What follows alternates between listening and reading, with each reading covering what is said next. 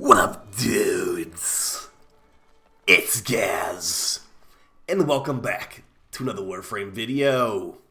So, finally getting to cover Gara after the pseudo-exalted weapon rework. I used to find this character very annoying to play, just tedious, and now she's really easy to play, and also has very good range and damage too, so let's hop right in. But before we do, make sure to sub to this channel. We do daily Warframe video uploads. Maybe hit that like button while you're at it. We'll be covering lots of the new content in Warframe, including that new Galleon of Ghouls event starting on Friday. Don't expect too much from that event, but you could definitely expect a lot from Gara on the current patch. After the pseudo-exalted rework went through, Gara is feeling so much better to play, and no stat sticks required. This character actually used to use stat sticks in the previous patch, but now you can directly mod your Shattered Lash for really like a lot easier time. So yeah, what you can basically expect from the Gara build today is a great energy economy, extreme tankiness, and very far range one-shot kills on basically everything you're going to see. That being said, there are some weaknesses she has compared to Korra, mainly being the hitbox of your Shattered Lash is not as good as Korra's Whipclaw hitbox, and also Korra has a loot augment that gives you additional loot from kills too. So yeah, let's hop in, take a look at the build and all that stuff. But as you can see in the gameplay footage, you basically just use one swipe and the entire area is dead. Very nice. It's not too bad on Acolytes either. You can definitely one-shot Acolytes, but you're going to usually be two-shotting them most of the time. So yeah, that being said as well, she doesn't have the highest numbers with this build versus, like, you know, other builds I'm using for like Wukong and stuff, but you can jam it up a lot higher too, because Condition Overload does work on this as well, but I'm not using Condition Overload on my builds today. Okay, so here we are in the Simulacrum, and I'm going to show you the rundown of my entire Gara loadout, because I've got additional stuff too that wasn't shown in the footage, but you could use it if you want to really make maining Gara. Okay, first things first, I got 4 Power Strength Tau Archon Crimson Shards. These are going to buff all of our abilities. We're going to get our Shattered Lash base damage buffed up by those Power Strength Shards. We're getting the damage reduction, damage multiplier, and damage per second of our second ability, Splintered Storm, buffed up. And that damage reduction is going to go nicely with our shield regeneration setup we have going today. We've got Nourish from Grendel here, giving viral damage, energy economy, and AoE viral procs. And this is going to work on your Shattered Lash as well, so a very good helmet on Gara. And the last ability, Mass Vitrify, basically freeze everything in the area and also refresh the duration of your 2. Many things on this will be affected by Power Strength, including the damage multiplier and explosion damage. You can do a nuking Gara build, but the main build I'm showing today will be focusing on her first ability. But yeah, we basically use all the abilities too. So you got 4 Power Strength Shards and 1 Casting Speed Shard. Casting Speed is pretty good on Gara for using your first ability a lot faster. So I've got 1 Casting Speed Shard on here. And we've also got Matter for additional casting speed as well. Looking at the build on Gara, I've got a pretty tanky build meant for like Steel Path, like up to like level 500-ish, I'd say. Now, as far as the build here, we've got multiple range mods with Overextended and Archon Stretch. That means we could hit enemies with our Shattered Lash 28 meters away. And if you throw on Melee Influence, you could basically jam another 20 meters on that as well. So like, what was it, 48 meters? Not too shabby. As far as the survivability of this build, we've got Fast Deflection and Prime Redirection alongside Arcane Aegis. And our second ability, we are extremely tanky with our shields.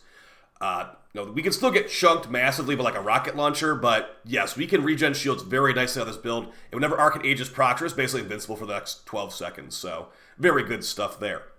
Power Strength from pretty much just Umbral Intensify on here is going to buff our abilities. Now, we could go more into Power Strength if you were okay with the energy economy the way it was. But yeah, for right now, I've got this. If you do put Blind Rage on here, your 4th ability becomes like 116 energy. Your Shattered Lash becomes like 38 energy. It's doable, but it's definitely a lot more of a drain, which is not really necessary in my opinion. So that's what I went with. Our Prime Continuity is very essential when you have a duration-based abilities like Nourish. But the nice thing about Splinter Storm is when you cast this on yourself to give yourself damage reduction, you can use your Mass Vitrify to refresh the duration of your 2. So that's a nice little thing to save. You know, sometimes you can't even recast your 2 on yourself. You have to use your 4 to recast it. So fun stuff there.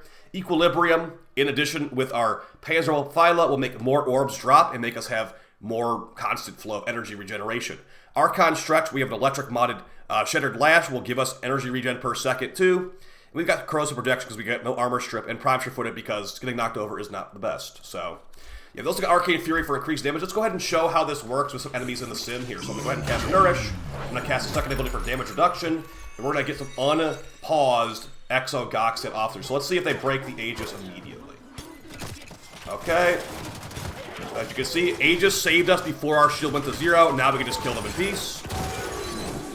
And, you know, basically, like, no combo needed to slice these guys down with Gara's Reap. So, as far as the way Gara's Shattered Lash works, in your control settings in the game, you can either have it be tap or hold for your slice. You either hold the button down to throw the spear, which is a smaller hitbox with this puncture damage, or you tap it to do a slice, like a swipe that will do slash damage. You can change that in your ability settings. I believe it's invert, hold, cast. Let's see if I can find this stuff.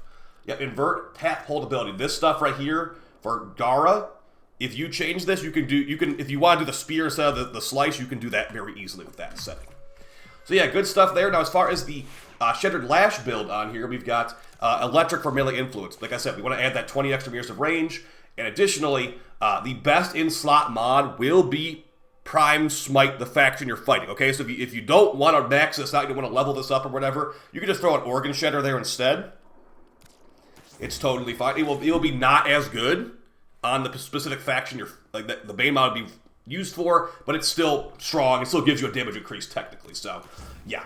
Now as far as why this build is the way it is, we've got, now that we can benefit from combo nowadays, we got Weeping Wounds and Blood Rush to get a massive amount of crit and status.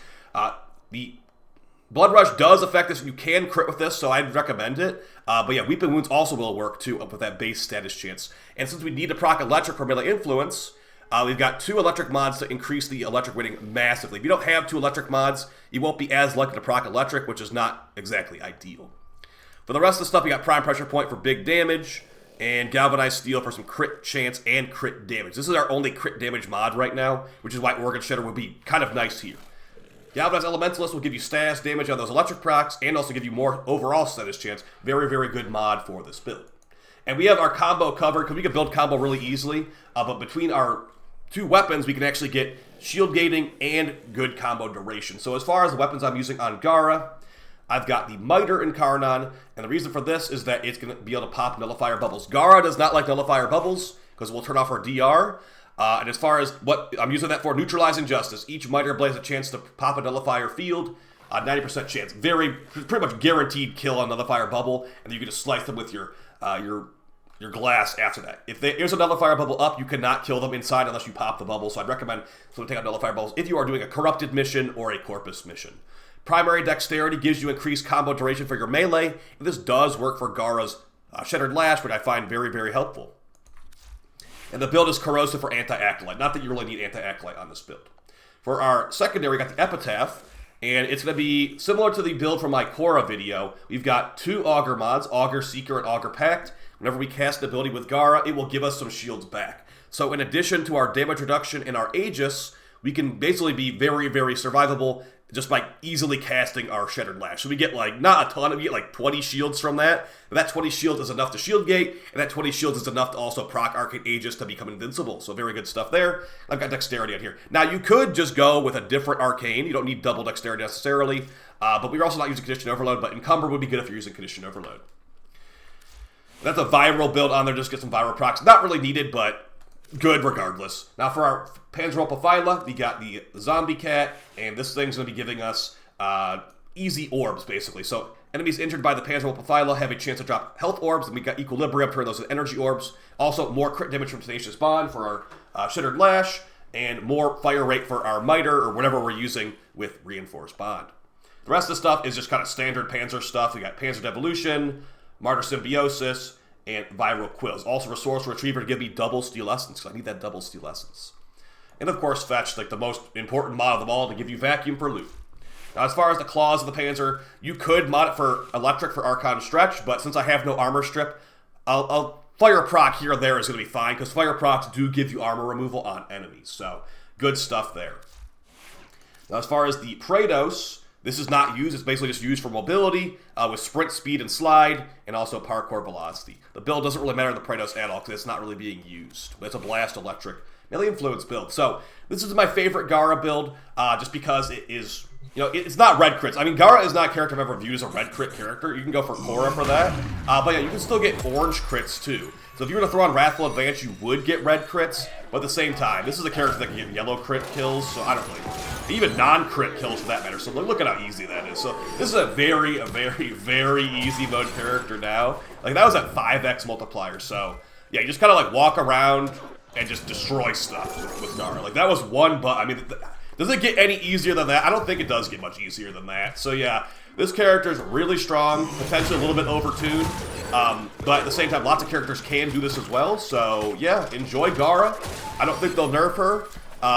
If anything, like this is just making her more popular than she was before, which is good because you don't really see too many Gara players. So I'll see you guys in the next video. I appreciate all support. Let me know how you feel about Gara's amazing damage in the comments down below. And yeah, you have 9% DR while doing this too, so you're relatively tanky. So very nice stuff. Great for ETAs, great for EDAs, all that kind of stuff. I'll see you guys next video. Appreciate all the support. Take it easy. Peace.